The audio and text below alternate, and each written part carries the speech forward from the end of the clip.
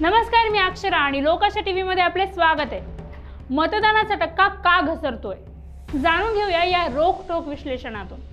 कोणत्याही निवडणुका आल्या की लोकशाहीचा उत्सव असे म्हणत सण साजरा करण्यासाठी सगळ्यांचीच घाई सुरू होते। एखादा सण जसा आपण साजरा करतो, एखादा आनंदोत्सव जसा आपण साजरा करतो, तसा निवडणुकीचा उत्सव आनंदात साजरा करावा ही त्यामागची भावना असते। पण आज विधानसभा निवडणुकीतील मतदानाच्या दिवशी जे काही राज्यभरात घडले आहे त्यावरून हा उत्सव आहे की राडा आहे असाच प्रश्न सर्वसामान्य मतदारांना पडला आहे। निवडणूक प्रचाराच्या काळात अशा अनेक ऑडिओ क्लिप समोर आल्या की ज्यात उमेदवारच कार्यकर्त्यांना चिथावणी देत आहेत आणि मी आहे, कर तुला काय करायचं ते असे म्हणत आहेत। त्यामुळे होते असे की मुद्द्यावरची निवडणूक थेट गुद्द्यावर येऊन ठेपते। हे आता अनेक घटनांनी स्पष्ट केले आहे। राजकारणात बॅकस्टेजला असणारी यंत्रणा अशा घटना घडवून आणत असते। याचे कसे भांडवल करायचे याचाही आराखडा ठरलेला असतो। लोकांच्या मनावर काय बिंबवायचे, कसा परिणाम साधायचा हे ज्यांना समजते तेच राजकारणात आपले स्थान टिकवून ठेवू शकतात असे आजचे चित्र आहे। सत्तेपुढे नातीगोती उरत नाही तर मग सर्वसामान्य लोकांचं तर काय। राज्यभरात अनेक ठिकाणी अगदी जवळची नाती असलेल्यांमध्येच लढत होती।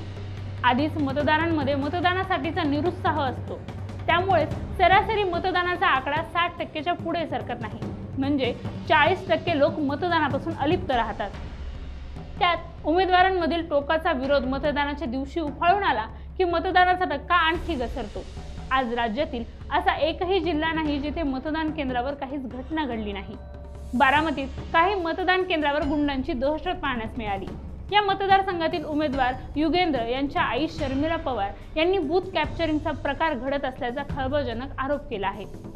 काही मतदारसंघात मतदान केंद्रात जाऊन ठराविक उमेदवारांचे निवडणूक चिन्ह असलेल्या स्लॉपचे वाटपही करण्यात आले।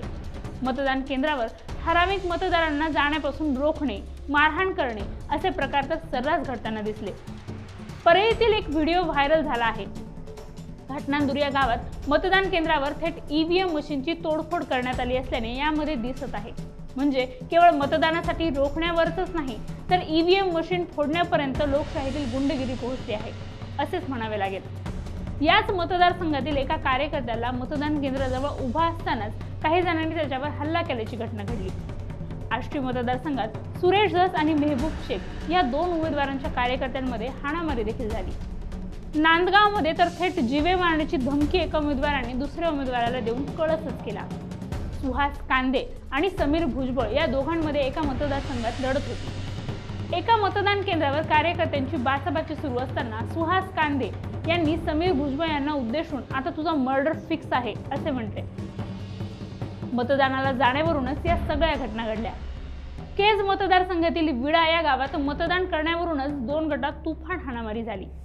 भाईंदर मतदारसंघात नरेंद्र मेहता आणि गीता जैन यांच्या कार्यकर्त्यांमध्ये हाणामारी झाली। तर वर्ध्यात सोशल मीडियावर प्रसिद्ध असलेल्या कराळे मास्तर यांना चोप देण्यात आला।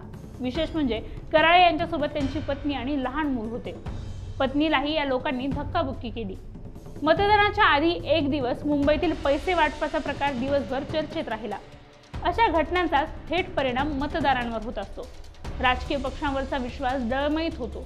सत्तेसाठी कोणत्याही पातळीवर जाणाऱ्या राजकारण्याकडे बघण्याचा दृष्टिकोन बदलतो। राज्यात कधी नव्हे ती या निवडणुकीत चुरस होती। महाविकास आघाडी आणि महायुती यांच्यातील या लढतीत जेवढी चुरस होती ती आजवर कधीच पाहण्यास मिळाली नाही।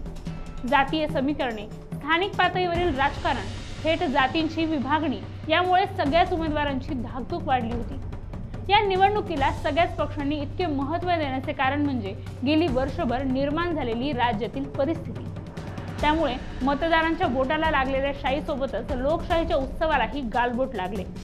तुम्हाला आजचा व्हिडिओ कसा वाटला आम्हाला कमेंट करून नक्की कळवा आणि आमच्या चॅनलला लाईक, शेअर आणि सबस्क्राईब करायला विसरू नका।